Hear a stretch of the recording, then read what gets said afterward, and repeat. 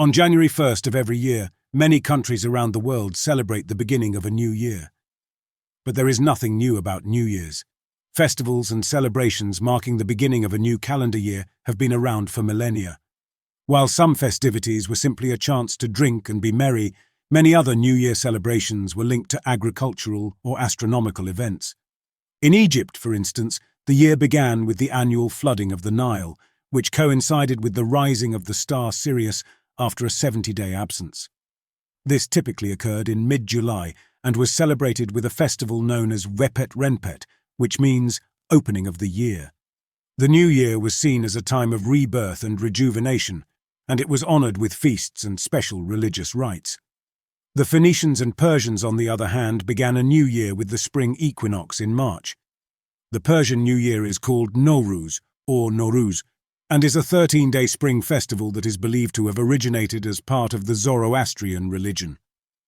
Although official records of Nowruz did not appear until the 2nd century, most historians believe its celebration dates back at least as far as the 6th century BC. Nowruz traditions, such as bonfires and colored eggs, are still celebrated in Iran and other parts of the Middle East and Asia. Jewish people celebrate the beginning of a new year in September or October, in observance of the lunisolar Hebrew calendar.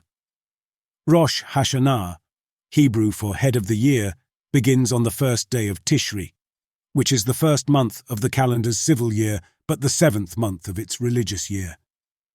The earliest reference to Rosh Hashanah in a rabbinic text comes from the Mishnah, a legal text from 200 AD. However, the holiday is believed to be much older, perhaps originating in the 6th century BC. Today, Rosh Hashanah is both a celebration for the upcoming year and a time to reflect on the past and one's relationship with God. Jewish people often attend special services at their synagogues and celebrate with meals including a loaf of round challah, apples, and honey. The holiday is also linked to the blasts of the shofar, a trumpet made from a ram or kosher animal's horn, which regularly sounds in synagogues at this time. The first day of the Lunar New Year, meanwhile, occurs with the 2nd new moon after the winter solstice. Popularly referred to as the Chinese New Year, millions of people across China, Korea, Vietnam, Japan, and other countries celebrate this event, which is also called the Spring Festival. The Chinese New Year is one of the oldest extant traditions in the world. This holiday has been traced back as far as 3 millennia ago, with origins in the Shang dynasty. In its earliest days, this festival was linked to the sowing of spring seeds, but it eventually found ties to a fascinating legend. One popular version of the myth discusses the annual exploits of a bloodthirsty creature called Nian, now the Chinese word for year. To protect themselves and frighten off the beast, villagers decided to decorate their homes with red ornaments, burn bamboo, and make loud noises. The tactic worked, and bright colors and lights are still present in China's New Year's festivities today. Although the Chinese New Year is ancient, it is not the earliest recorded New Year's festival. That record dates back to ancient Babylon some 4,000 years ago. It was deeply intertwined with religion and mythology.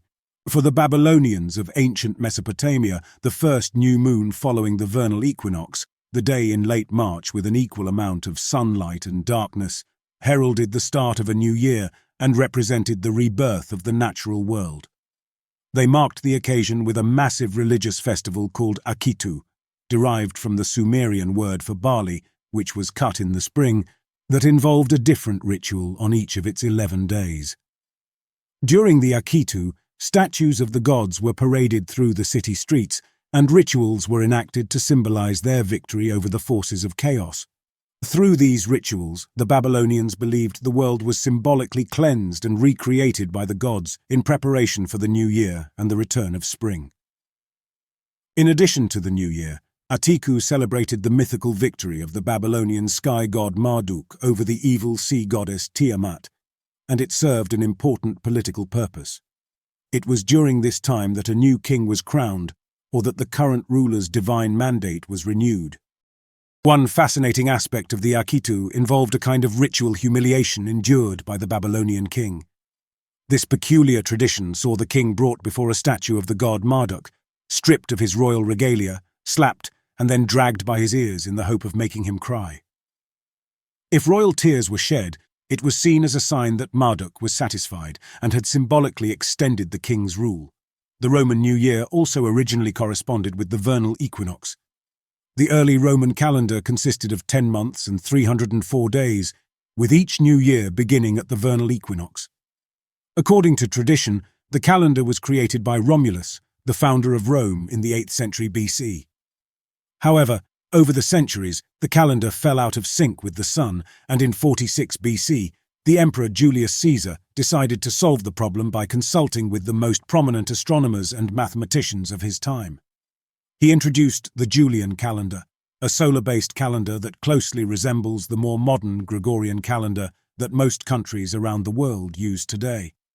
As part of his reform, Caesar instituted January 1st as the first day of the year, partly to honor the month's namesake, Janus, the Roman god of change and beginnings, whose two faces allowed him to look back into the past and forward into the future.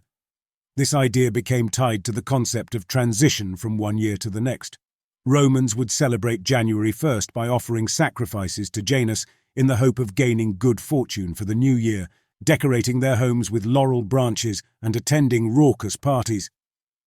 This day was seen as setting the stage for the next 12 months, and it was common for friends and neighbours to make a positive start to the year by exchanging well wishes and gifts of figs and honey with one another.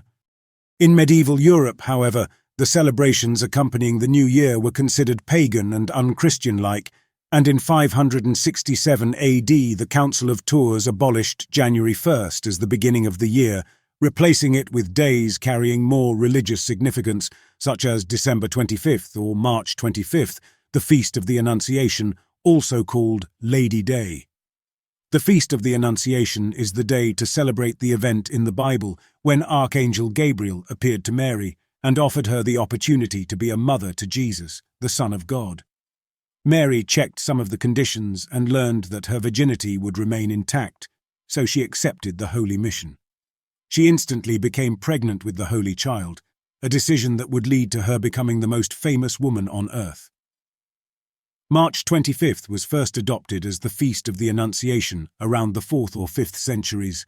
According to the Christian Church, the feast is a celebration of when God entered the human world as his only Son, Jesus, to save humanity. It's also a celebration of Mary's free acceptance of the role of mother to the Holy Child, signifying humanity's acceptance of God's act. The Son of God was to live as a human, and so he would come into the world through the same means as a human. Thus, the date of the Annunciation was set to 9 months, a standard human pregnancy term, before the day of Jesus' birth. The date of January 1st was also given Christian significance and became known as the Feast of the Circumcision, considered to be the 8th day of Christ's life counting from December 25th, and following the Jewish tradition of circumcision 8 days after birth, on which the child is formally given his or her name. However, the date of December 25th for the birth of Jesus is debatable. In 1582, after the reform of the Gregorian calendar, Pope Gregory XIII re-established January 1st as New Year's Day.